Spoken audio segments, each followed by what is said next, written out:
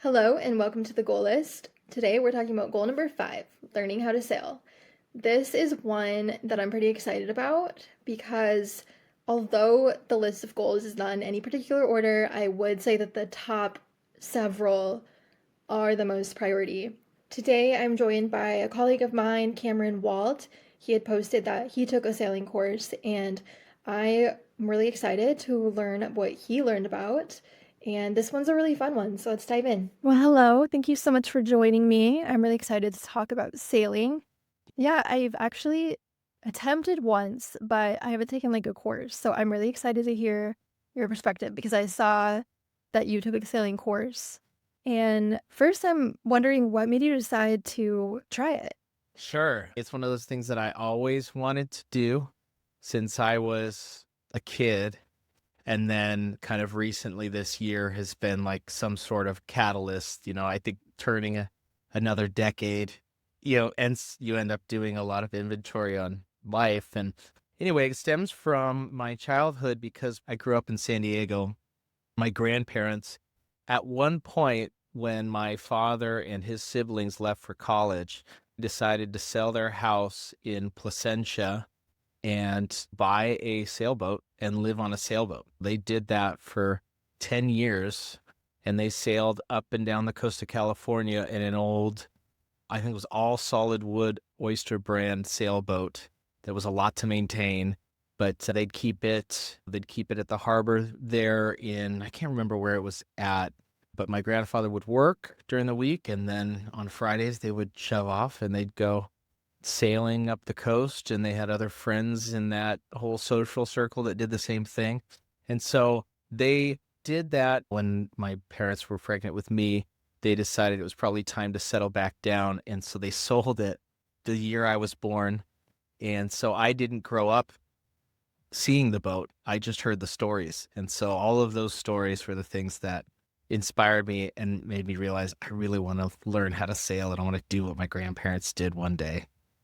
That's really cool. Such an interesting story. Did you have any expectations about what it was going to be like before you started? I did a little bit because when I was a teenager, I did Boy Scouts, and there was a Boy Scout camp one summer up in Northern California. It was at a lake, and we were all supposed to be doing merit badges, but I noticed at the lake that there were these, two pontoon Hobie cats. They're basically catamarans, but they're small and can fit up to 4 people. So it's kind of like a mini sailboat. I was like, oh, well, this is cool. I'm going to do this. I think the first day I did it, and then I didn't go to any of the classes the rest of the week. I just kept trying it out. So that's kind of where I got a little bit of a feel from it because, one of the teenage camp counselors gave me some quick instruction, but then the rest was kind of a little bit of a feel. When I did finally take the course, it's obviously a much larger boat, but the principles apply. And so I already kind of had an expectation for what it might feel like. And I had been on sailboats before, but to me, I was kind of worried about, there's a lot more technical stuff going on. And more than anything, other boats in the water, I think was the thing that made me nervous. Like, okay, well, what if I'm stuck? I can't move and a boat's coming. So those were that's what I had going into it. Because you had a little bit of experience and especially like being on boats with your family. How did you find the right course? I stumbled on this sailing club in San Diego called Harbor Sailboats, and it was a thing where you didn't have to own the boat. So that intrigued me because I thought, well, I don't know how to sail yet. There's a lot of people that will just go and buy a boat, not even knowing. They'll buy the boat first and then they'll take the course on how to sail it, right? And I was like, yeah, that's not me. And so I investigated, and then I had that for a couple of years. In fact, I tell friends about it sometimes, like, hey, I really want to take this, join this club. And in order to join the club, you have to complete the 101, keelboat course, is what it's called. And so it's a 2-day course that on like a Saturday and a Sunday, 9 to 4, where you're kind of intense study in the morning of the first day, and they're going out on the boat with an instructor and up to 4 students. And then you're sailing all that day. And then the next morning you're kind of reviewing and take a test, and then you kind of finish sailing that second day. And it's kind of crazy to think that like after that they cut you loose and you're on your own for a bit. But the good thing about the club is, you know, I'm certified up to like 22-foot boats right now, so I can't sail the big sailboats yet. They help you shove off, they help you come back in. They are there in case you are stuck or if you need a refresher or whatever. So it's kind of this ongoing support that happens. I have kind of a once a month commitment where I'm going to take a boat out. And in fact, tomorrow I'm going out tomorrow afternoon with somebody I met on the forum at the club who was trying to get more hours in. I haven't even met him yet, but we've been talking on the forum. And so we're going to go together tomorrow afternoon. So that's kind of how it's been. I felt like that was a good course to take just because it's one thing to learn something, but then especially like sailing or driving or a language, you kind of really have to have regular reinforcement going on in order to progress. Yeah, definitely. That's really nice that they like doing it through this course. You're able to meet other people, even through a forum, so you have other people to go through it with.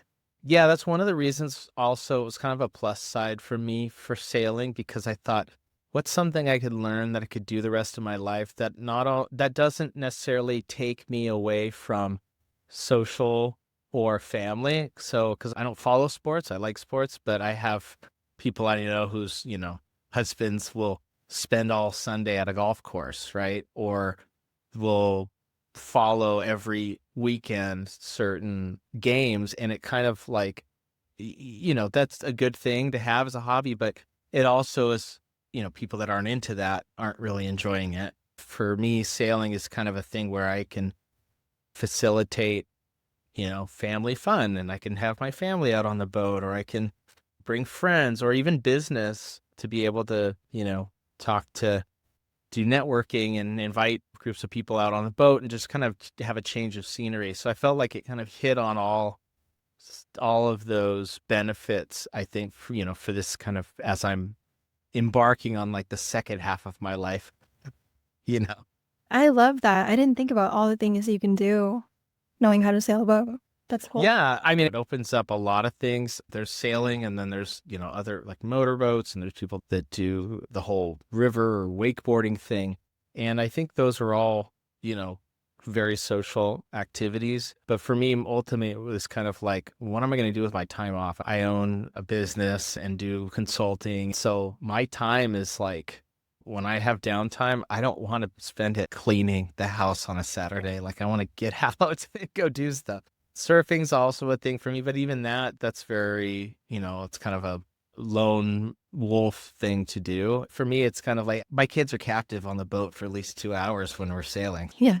You have to spend time together. So you can't No let it go. You can swim back to shore if you want, but I don't suggest it, Oh, that's great. Is there anything that surprised you about taking the course? Did you think it'd be that long? To me, actually, I thought, oh, that's kind of short. I was thinking, if you're going to take a sailing class, like, I need more time, But what I liked about it was, at least this instructor, in sailing, there's a lot of terminology. Sailing is a thing that's been around for hundreds of years. And so there's like a lot of it is having to figure out, what's the halyard and tacking and, port side and starboard side.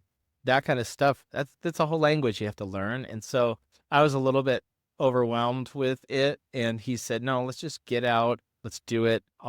We'll be reinforcing what we call these things. But ultimately, the most important is that you're out and doing it. And so I think the course was based off of that. I've done scuba diving classes and gotten certified. A lot of those kind of activities, especially water activities, they just do a good job of getting you to jump right in and do it. And to be honest, the fundamentals are there, and sailing especially, it's one of those things that over a lifetime you're going to be learning how to do things. Because I can go in a bay and avoid boats, but open ocean, not yet. Larger boats, not quite yet. Eventually, my goal is to take some vacation somewhere on the other side of the world and be able to charter a boat and navigate a place that I've never been before. So that coastal navigation and things like that, those are all advanced parts of sailing that I have to work my way up to. Yeah, those are some cool goals to have. So it was only a 1-day course then? It was a 2-day, yeah, Saturday and Sunday. They have other courses, and I think that's kind of a similar thing. There's one course and a couple of courses up where you have to practice docking, and it's like most of the day you're practicing how to dock these large sailboats because there's a whole technique on how to do it. And I just thought, oh, how boring, but necessary, you know? Yeah. Yeah. What was the hardest part of the course, would you say?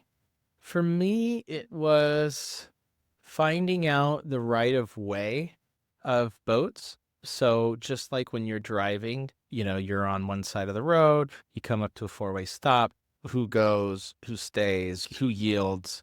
And in boating, that's the same thing. When you're on the road, the lanes are clear. You're in the fast lane or the slow lane, you know where the off-ramp is. All of that stuff is very contained. When you're sailing, it's the body of water. It is what it is. You have buoys that mark shallow areas or tell you certain speeds or warn you of hazards. But other than that, it's up to you where you want to go. And so what that means is it's a little tricky for when, let's say, you're sailing in a certain direction and somebody's coming up from behind you faster, who gets the right of way. Or if you're sailing towards someone and they're sailing towards you, who gets the right? Are you going to play chicken until are you both going to turn starboard or port side? So figuring that out was a little bit tricky because you have to have reference points and you have to know the rules. And then, of course, not everybody knows the rules. So then you also have to have a backup plan for when somebody makes the wrong move. So that to me was the trickiest part, the actual physical part of hoisting the sails and navigating and really sailing. All it is being able to follow the wind and figure out how to work with wind. So all of that honestly was not too super complicated, but once I learned it, it's super fun once you learn it. Mm-hmm. Sounds like there's a lot of multitasking too. It's definitely a lot. You got to be aware of a lot of things. In a car, you're not worried about whether or not somebody will fall out of the car and how you're going to have to throw them a life preserver and come around and pick them up without a motor. Like that to me is kind of still makes me nervous situation because, I mean, granted, the larger boats have motors and you could kick your motor on, but you have to be very careful if, somebody's in the water. So that there's still a couple of things where it's like, I've been taught, but this may happen and I have to be prepared for this emergency situation. Yeah. Is it easy for somebody to fall off the side of a sailboat? Or If they're messing around, yeah.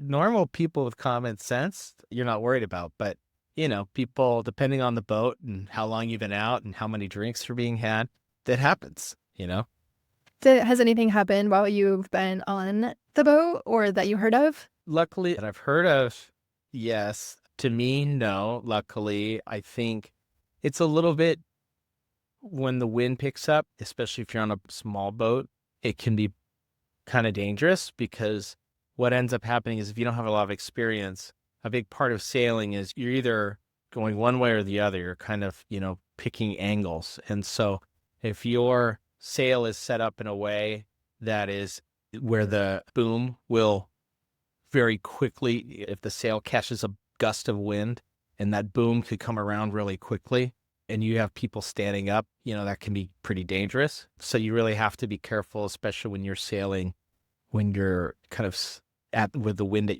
your back. You have to kind of be aware of those situations. Luckily, nothing too bad happened, but it was kind of learning. You kind of like, oh my gosh, this is what it feels like to be, all of a sudden the wind picks up and you're in the wrong spot. Other than that, yeah, I mean, the instructors like to tell you stories about what happened, this, that, and the other. A lot of it is just stupidity. People think that they know what they're doing or stubborn, and so lots of stories about how to wreck your really nice boat because you're sailing into something that you shouldn't be sailing into. Yeah. Oh boy. I bet. Well, as you were learning, what are the best moments did you have a moment where you're like, oh, I'm sailing, I got it? Oh yeah, definitely. Like, what about Bob? I'm sailing. If you haven't seen that movie, it's, what's his name? Bill Murray basically, they go for a sailing thing, kind of little outing, and he's somebody that needs to be looked after. So they end up just strapping him to the mast, and he's saying, "I'm sailing," and he's just strapped to the mast the whole time. But sorry, what was your question? What'd you say that was called? What about Bob? You've What never about Bob? Yeah, I haven't you seen gotta- that. a classic. It's a classic 80s movie. But no, your question was Best moment, like if you had a moments. moment Oh where yeah. you, Yeah, I'm sailing. Yeah, definitely. It was kind of like once the instructor started to quiet down, it was kind of like, oh, like he doesn't need to tell me what to do right now. I guess I'm sailing. So I think that's kind of was what the moment was. Well, the cool thing was is I took the course with my wife, who doesn't quite share the same enthusiasm for sailing as I do, but in sailing you kind of have to use a buddy system and make sure, because if something happens you're on a boat, and so she nicely agreed to support me and take the course with me so that she could know the basics. What was unexpected was she didn't have too much of a desire to be at the helm the whole time, but she kind of found her thing that she liked to do on the boat, which is tacking, where you're basically kind of swinging the sail from one side to the other based off of what direction the person navigating chooses to take. And so with that, it means kind of flipping open and doing lines that are locked and opening them up and pulling a line one way, letting the other kind of go out until the wind catches. And so she got pretty good at that. And so now we kind of have a little bit of rapport where I'll be saying, jibing or attacking, and then we'll make the change. And she's pretty quick at it now. And so that's been a kind of nice, unexpected thing that we can kind of bond over. And we took my kids out last time I went out, and they were pretty impressed with the fact that, like, all of a sudden, we knew how to do this. that's awesome. What a nice bonding activity. Yeah. Oh, that's cool. So, say somebody listening wants to learn how to sail. What can they expect from a beginner course? Is it accessible? How might they find a course? Yeah. I mean, definitely if you live near bodies of water, lake sailing, that happens too. Depending on the lakes, there's whole sailing clubs at the lakes. And I would hit Google, find what's close by. It's not like sailing is pickleball. There's not sailing courses and clubs popping up all over the country. It's something that caters to a subset of people and is regionally more or less popular depending on where you are. Like on the West Coast, it's actually probably not as popular as the East Coast. In the New York, Connecticut area, there's a big lifestyle there with sailing. And funny enough, in like the UK and areas what you think would be not the most sunny, pleasant sailing experience, it's a really popular sport. There's racing and things like that. So the easiest would be to find a club or a place that you'll have access to boats regularly, socially, walk in there, talk through it, and join up. I don't think anybody chooses to sail because maybe if they want to just sail on their own and they want to get away from people, but otherwise it seems like a pretty social thing to do. And so just be prepared for that and be willing to be open to a lot of instruction. Like you have to be someone who's constantly curious and not afraid to, who will accept instruction, because I'm sure like flying and any other thing that could put you or others in danger, you probably don't want to be doing that if you're a hard-headed person that doesn't want to listen to direction. Yeah. So I think those are probably the most important parts of if you're kind of deciding to try it. A lot of people try it and they think on paper or in their head it sounds good, and then once they get out there they go, oh, this isn't as fun as I thought. I like the idea of sailing more than I like sailing. And that's okay too. I think it's worse if you just constantly think that you want to do it but never try it. What a shame to go through life and still have that on your bucket list and reach a point where you can't. Exactly. Always good to just try if you are able to and make it Yeah. happen. There's always Well- motorboats if you don't like the wind. Any tips for what somebody should bring or wear? Oh, yeah, it's a great question. It depends on where you are. So learned to sail in San Diego. So lucky me, it's sunny. It's not super windy. It doesn't rain that often. So I was able to do it in some shoes that are comfortable, deck shoes, or things that are probably not going to make a bunch of marks on a white sailboat. You always bring layers because wind picks up, and especially when there's a little bit of ocean spray on you, then the wind hits that, and then all of a sudden you're like, oh, it's cold. It's colder than I thought it was going to be. It feels warm when the wind dies down and the sun hits you, but then once the wind picks up, it feels cooler. So always bring some sort of kind of layers you can take on and off. Sunglasses, super important. Sunblock, very, very important.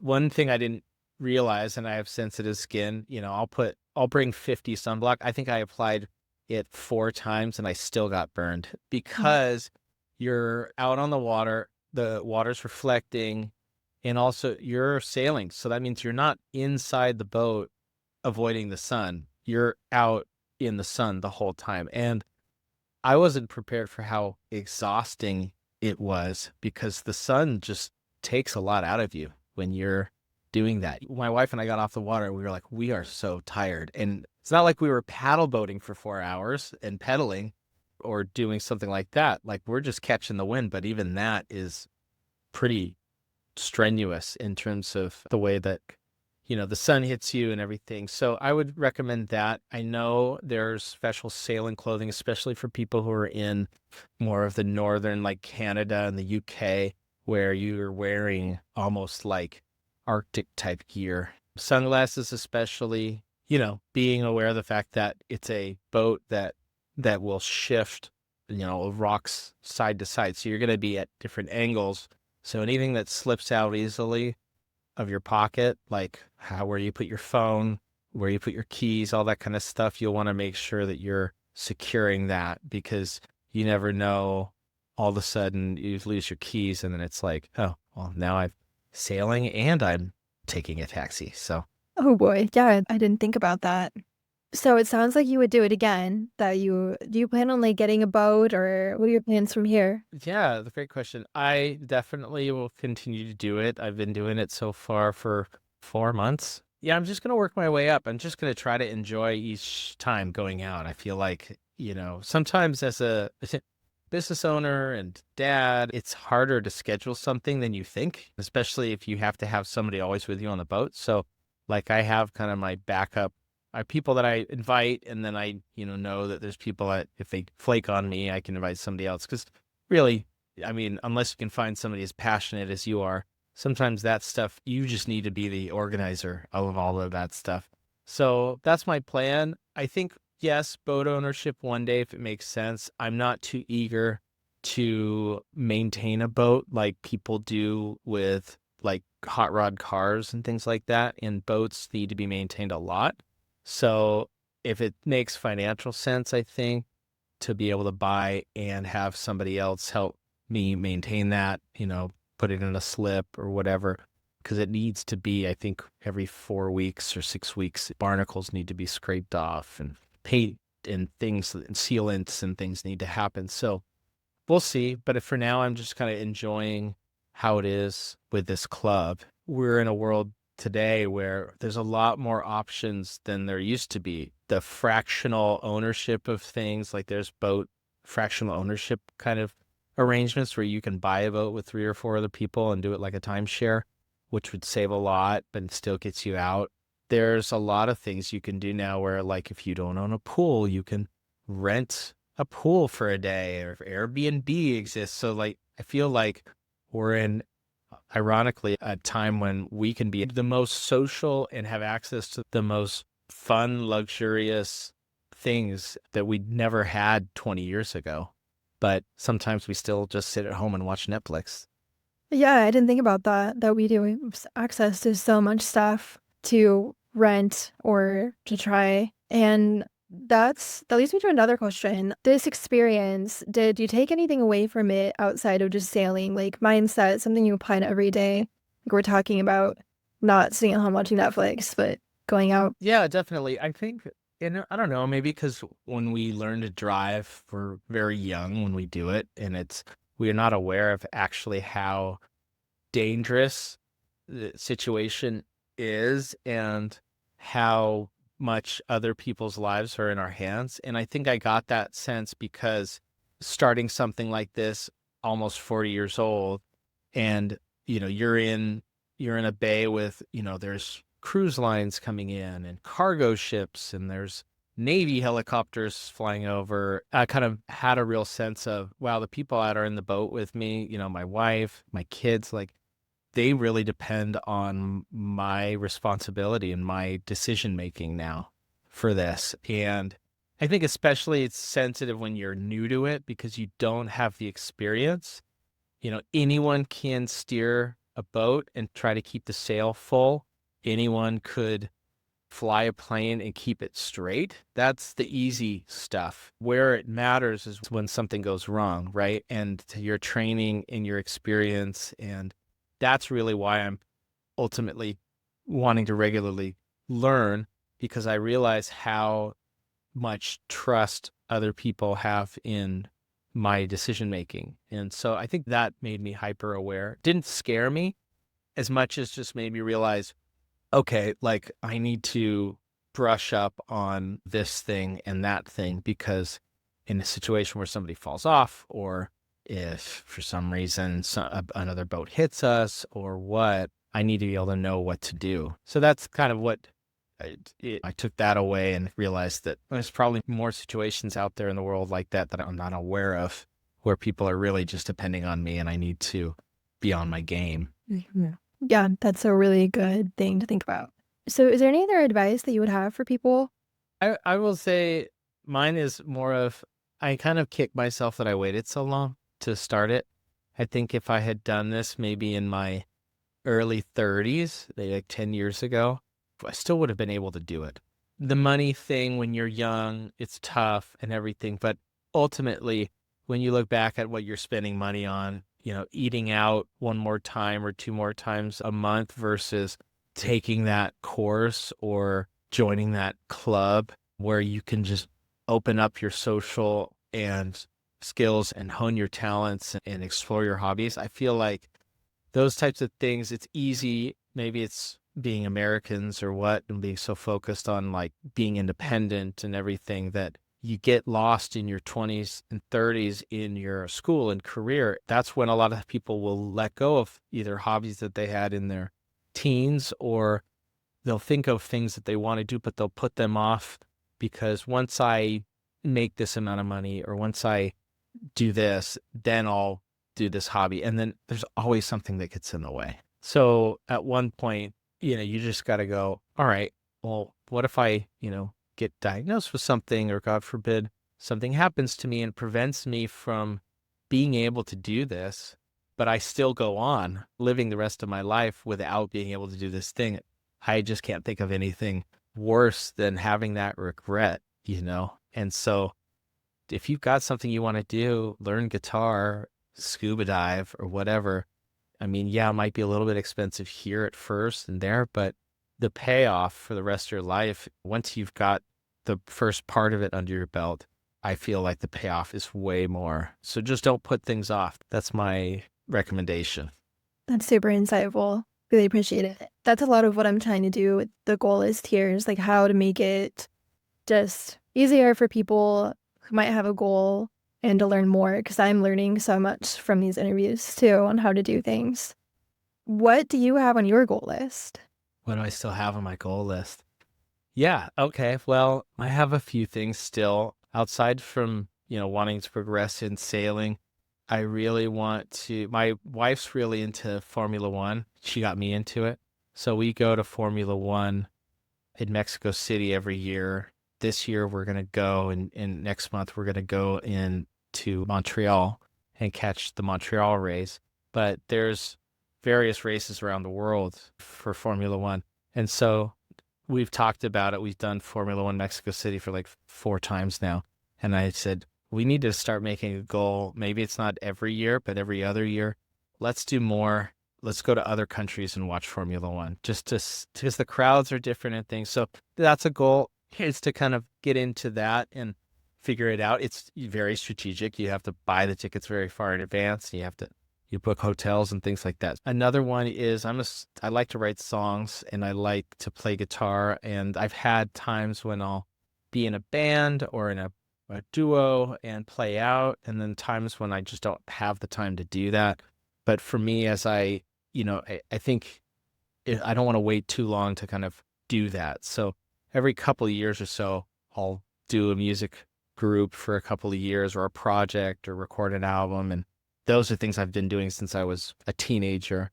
So my goal is to kind of just build out my lifestyle, whether it's as an entrepreneur or whatever I'm working so hard for, allow me to kind of have a setup where I can feed that part of me that I like. And then finally, speaking of feeding, like lots of things, I have a goal I like to cook a lot. And I've taken a couple of cooking courses and I lived in other countries. I learned how to cook in Argentina in my early 20s when I lived down there. And that influenced the things I cook for my family. And I would love to travel to other countries, but not only be, just experience the country, but to learn how to cook, like take cooking courses in the other countries about those local dishes and learn how to, I guess, kind of tap into what really makes Moroccan food Moroccan or Spanish paella in Spain. Do it that way as opposed to the recipe I could find on the internet and the ingredients that I could maybe find at my grocery store in the US. I think there's something about being able to kind of be there and do that. So I think that's also on my bucket list, is to have a cooking vacation learning kind of a thing. Oh, yeah, I love that. And I too am a person who likes a lot of things. So my list is all over the place. This makes sense, the fact that you're doing this podcast. I would imagine that you're going to be faced with this overwhelming urge to do everything that with the people that you're interviewing. Absolutely. I mean, so I crossed off Sailboat because I went, and if anybody listening is in the Seattle area, there's a place called the Center for Wooden Boats, and I went there and they do free, like they'll take you out and you can sail the boat, and they have like dinghies, Oh, the small boats. Yeah, so I did that, and I love the beach and looking out at the ocean and seeing the sailboats. So I love sailboats, but when I did that, I was like, oh, I am a little bored out here. Maybe I don't want to make it nice. big thing. But hearing what you have to say about it now, I'm like, oh, I want to do it again and take like an actual, like a bigger course. Give it a shot there. Exactly, because I love what you're saying about just something you could take the family, friends, for business. And I'm just imagining bringing like a picnic and charcuterie board, and we can just, Absolutely. yeah. Absolutely. Well, next time you're down in Southern California and San Diego, let me know. We'll go out. We'll do the sailing thing. Oh, I'd love that. I'm in Washington now. Like I live in LA, but I'll be back and I'll let you know. I love San Diego too. Awesome. Yeah, and then I do have a goal too of learning cultural dishes. So when I have somebody on about that, I might have to connect you too. Yes, send me the episode. I want to know. Is there anything that you would like to plug or share that you have going on? I know you have your own business and a podcast now too, Yeah, right? podcast. If you're into marketing, I have a marketing podcast that I've launched. Not quite as fun focused, although I think there are fun things about marketing strategy. Other than that, I think it's funny. I've kind of reached a point in life where I just want to spend more time with my kids and with people that I genuinely like. I think to whoever's listening, make sure that whatever you end up doing, whether it's a hobby or whatever, really consider what it does, the effect it has on your social and your family, right? And, if you can, do things that bring that together, because then you're hitting on all fronts there. So Yeah, that's some really good advice. awesome. Yeah. Do you want to share what your podcast is called? Marketing Exploder is the Cool. name of my podcast. So yeah, if you're into marketing, check out Marketing Exploder on Apple Podcasts and YouTube. I interview people in the marketing world and get their stories and advice with marketing strategy in an area that's constantly changing. I feel like in business, marketing is just every year something new happens. So it's an attempt to keep up with all of that. Well, thank you so much. Thanks for having me. That's it for today. Thank you Cameron for joining, and thank you everyone for listening. Listen to his podcast, Marketing Exploder. Soon we'll be talking about backpacking Europe, and we've got other exciting episodes coming up. That's all for now. See you next time.